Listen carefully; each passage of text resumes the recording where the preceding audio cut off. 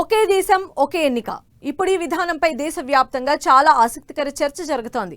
2029 నాటికి one nation one election విధానం అమల్లోకి వస్తుందని కేంద్రం ధీమా వ్యక్తం చేస్తోంది.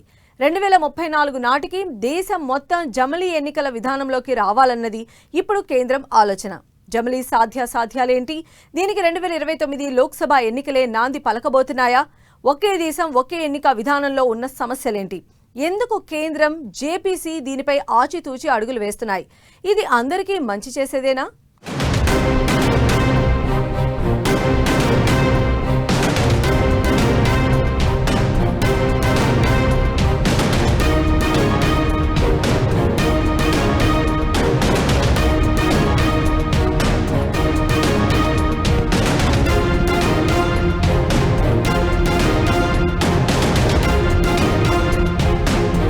రెండు 2029లో మినీ జమిలీ, 2034 నాటికి వన్ నేషన్ వన్ ఎలక్షన్.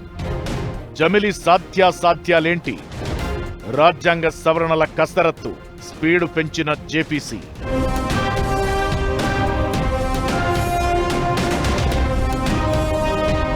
ఒకే దేశం ఒకే ఎన్నిక. ఇప్పుడు ఈ విధానంపై దేశవ్యాప్తంగా ఆసక్తికర చర్చ జరుగుతోంది. 2029 నాటికి వన్ నేషన్ వన్ ఎలక్షన్ విధానం అమల్లోకి వస్తుందన్న చర్చ ముందుగా ఊపందుకుంటోంది. 2034 నాటికి దేశం మొత్తం జమిలీ ఎన్నికల విధానంలోకి తీసుకురావాలన్నది ఇప్పుడు కేంద్రం ఆలోచన. దీనికి 2029 లోక్సభ ఎన్నికలే నాంది పలకబోతున్నాయి.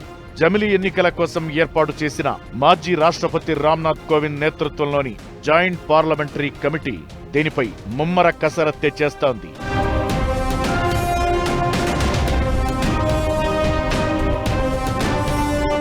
ఇప్పటికే అభిప్రాయ సేకరణ కోసం దేశవ్యాప్తంగా ఉన్న అన్ని రాష్ట్రాలు, కేంద్రపాలిత ప్రాంతాల్లో జేపీసీ పర్యటిస్తోంది. సాధ్యాలపై కమిటీ సమగ్రమైన రిపోర్ట్ను సిద్ధం చేస్తోంది. ఇది పార్లమెంటుకు అందించిన తరువాత రాష్ట్రపతి ఆమోదముద్ర వేస్తే జమిలీ ఎన్నికల ప్రక్రియ ప్రారంభమవుతుంది.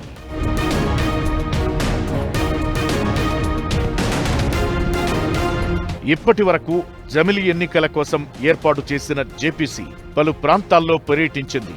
ఇప్పటి వరకు 6 సుప్రీంకోర్టు ప్రధాన న్యాయమూర్తులు, ఇతర న్యాయమూర్తుల అభిప్రాయాలను తెలుసుకుంది. అంతేకాదు ఢిల్లీ హైకోర్టు ప్రధాన న్యాయమూర్తి, సీనియర్ న్యాయవాదుల నుంచి అభిప్రాయ సేకరణ చేస్తోంది.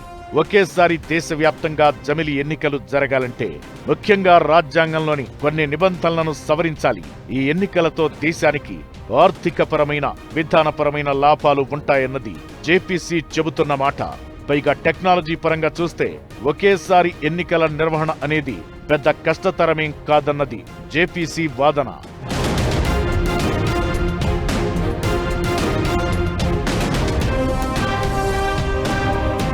దేశంలో ఒకేసారి ఎన్నికల కోసం రాజ్యాంగంలోని ఆర్టికల్ 82, 83, 172, 137 నిబంధనల్లో కొన్ని సవరణలు చేయాల్సి ఉంటుంది. అలాగే పలు కీలక అంశాలను జేపీసీ సిఫార్సు చేయనుంది. ప్రభుత్వాలపై ఒకేసారి ఎన్నికల నిర్వహణకు సంబంధించి ప్రతిపాదనలతో పాటు అనేక కీలక అంశాలను ఈ సిఫార్సుల్లో చేర్చనుంది. జమిలీ ఎన్నికల కోసం కేంద్ర ప్రభుత్వం ఏర్పాటు చేసిన రామ్నాథ్ కోవింద్ నేతృత్వంలోని ఉన్నత స్థాయి కమిటీ సిఫార్సుల నేపథ్యంలో దీని సాధ్యాలు, రాజ్యాంగ సవరణలపై చర్చ ఊపందుకుంది. ఎప్పుడైతే సీట్లు పెంచుతాం, అసెంబ్లీలకి ఇలా పెంచుతాం అనగానే ప్రాంతీయ పార్టీలు తప్పకుండా ఇలాంటి వాటికి ఒప్పుకుంటారు. ఎక్కువ పదవులు వస్తాయి, మనం ఎక్కువ పోటీలు చేయించవచ్చు అనే ఆశతో రాజకీయ పార్టీలు అందరూ లోపల చాలా సపోర్టివ్గా వస్తారు. కాబట్టి ఇలాంటి బిల్లు ఇప్పుడు డీలిమిటేషన్ అవునాయి, ఇలా జమిలీ ఎలక్షన్స్ అవునాయి, నియోజకవర్గాలు పెంచటం అవునాయి, అందరూ ఏకగ్రీవంగా ఒక రకంగా వచ్చేస్తారు. జమిలీ ఎన్నికలు అమలు చేయాలంటే రాజ్యాంగంలోని కనీసం 5 అధికరణలను సవరించాల్సి ఉంటుంది. మొదటిది ఆర్టికల్ 83. ఇది లోక్సభ కాల పరిమితికి సంబంధించింది. రెండవది ఆర్టికల్ 85. ఇది లోక్సభను రద్దు చేసే అధికారం. మూడవది ఆర్టికల్ 172. ఇది రాష్ట్ర అసెంబ్లీల కాల పరిమితి. నాలుగోది ఆర్టికల్ 174. ఇది రాష్ట్ర అసెంబ్లీల రద్దుకు సంబంధించింది. ఐదవది ఆర్టికల్ 356. ఇది ఆయా రాష్ట్రాల్లో రాష్ట్రపతి పాలన విధింపు. ఈ 5 అధికరణలను మార్చగలిగితే జమిలి ఎన్నికలు సాధ్యమని నిపుణులు చెబుతున్నమాట. ఆ తరువాత కోవింద్ కమిటీ సూచనల ప్రకారం 2 దశల్లో ఈ ప్రక్రియ జరగనుంది. మొదటి దశలో లోక్సభ, రాష్ట్ర అసెంబ్లీలకు ఒకేసారి ఎన్నికలు నిర్వహిస్తారు. దీనికి రాష్ట్రాల ఆమోదం అవసరం లేదు. కానీ 2వ దశలో మున్సిపాలిటీలు, పంచాయతీల ఎన్నికలను కూడా వీటితో కలుపుతారు. దీనికి మాత్రం కనీసం సగానికి పైగా రాష్ట్రాల అసెంబ్లీల ఆమోదం తప్పనిసరి.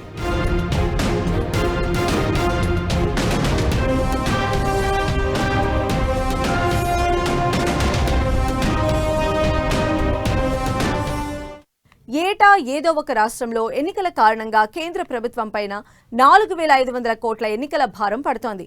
పైగా పదే పదే ఎన్నికల కోడ్ రావటం వల్ల దేశవ్యాప్తంగా అభివృద్ధి పనులు చాలా వరకు ఆగిపోతున్నాయి. 1 నేషన్ 1 ఎలక్షన్తో ఈ సమస్యకు చెక్ పెట్టొచ్చన్నది ఒక వాదన. కానీ ఇది సాధ్యం చేయాలంటే ప్రభుత్వం ముందు చాలానే సవాళ్లు ఉన్నాయి. రాష్ట్రాల అస్తిత్వం, ప్రాంతీయ పార్టీలు, ప్రజాస్వామ్య విలువలు, ఇలా చాలా చిక్కుముళ్లు ఉన్నాయి. ఒకే ఓటరు జాబితా, ఒకే ఓటరు కార్డును తీసుకురావడం పెద్ద టాస్క్. జమిలి ఎన్నికల తర్వాత ఏర్పడ్డ ఏదైనా ప్రభుత్వం పడిపోతే అప్పుడేంటి? మళ్లీ ఎన్నికల వరకు రాష్ట్రపతి పాలన విధిస్తారా? లేక మిగిలిన కాలానికే ఎన్నికలు పెడతారా? ఇలా చాలా సందేహాలు, సమస్యలు జమిలి చుట్టూ చిక్కుకున్నాయి. పైగా నియోజకవర్గాల పెంపు అంశంపై ఒక్కో రాష్ట్రంలో ఒక్కో ఆందోళన వ్యక్తమవుతోంది.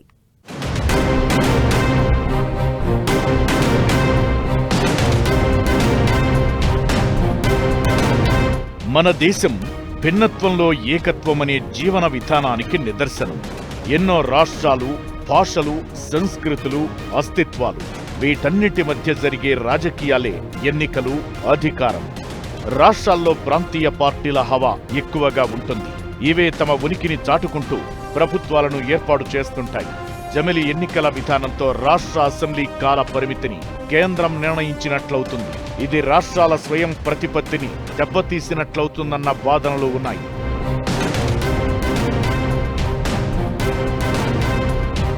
అందుకే జమిలి ఎన్నికల కంటే ముందు దేశవ్యాప్తంగా లోక్సభ, అసెంబ్లీ స్థానాల సంఖ్యపై క్లారిటీకి రావాలని కేంద్రం ఆలోచిస్తోంది. పార్లమెంట్, అసెంబ్లీ స్థానాలను 50% పెంచాలన్న ప్రతిపాదనలు చేసింది. అప్పుడు ప్రస్తుతమున్న 543 లోక్సభ స్థానాలు 816కి, దేశవ్యాప్తంగా ఉన్న 4123 అసెంబ్లీ స్థానాలు 6185 వరకు పెరిగే అవకాశముంటుంది.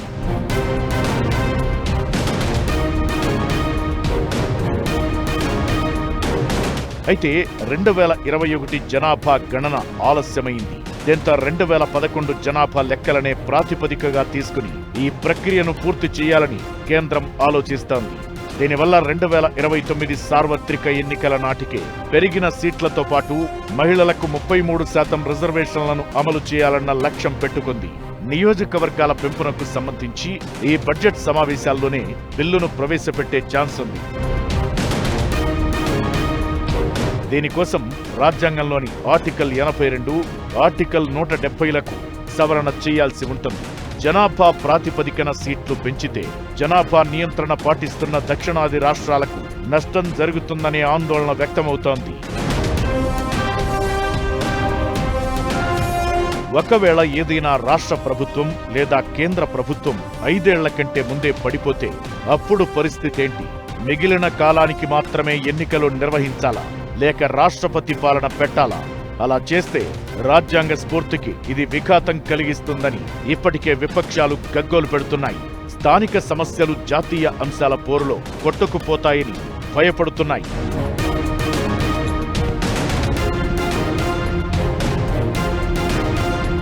పైగా ఒకేసారి దేశమంతా ఎన్నికలు జరపాలంటే ప్రస్తుతం ఉన్నదానికంటే రెట్టింపు సంఖ్యలో ఈవీఎంలు, వీవీప్యాట్ యంత్రాలు, భారీ భద్రతా బలగాలు, ఎన్నికల సిబ్బంది అవసరం. అంతకు ముందే ఒకే దేశం, ఒకే ఓటర్ జాబితా అనే ప్రక్రియ పూర్తి కావాలి.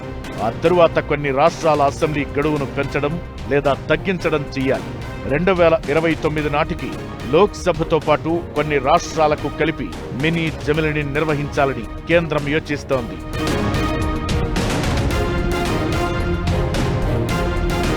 కొన్ని రాష్ట్రాల అసెంబ్లీ కాల పరిమితిని కొద్దిగా తగ్గించడం లేదా పెంచడం చేసి ఆ తరువాత అన్ని రాష్ట్రాల అసెంబ్లీల గడువును ఒకే తాటిపైకి తెచ్చి మినీ జమిలి ఎన్నికలను నిర్వహించాలనుకుంటోంది.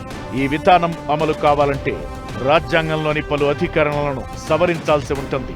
అందుకే పార్లమెంట్లో కనీసం 2/3 వంతు మెజారిటీ, సగానికి పైగా రాష్ట్రాల ఆమోదం అవసరం. ఈ నేపథ్యంలో ఎన్డీఏ భాగస్వామ్య పక్షాలతో పాటు ప్రతిపక్షాలను ఒప్పించేందుకు ప్రభుత్వం కసరత్తు చేస్తోంది. ఒకవేళ ఈ బిల్లులు ఆమోదం పొందితే భారత ప్రజాస్వామ్య చరిత్రలో అతిపెద్ద సంస్కరణగా నిలిచిపోతుంది.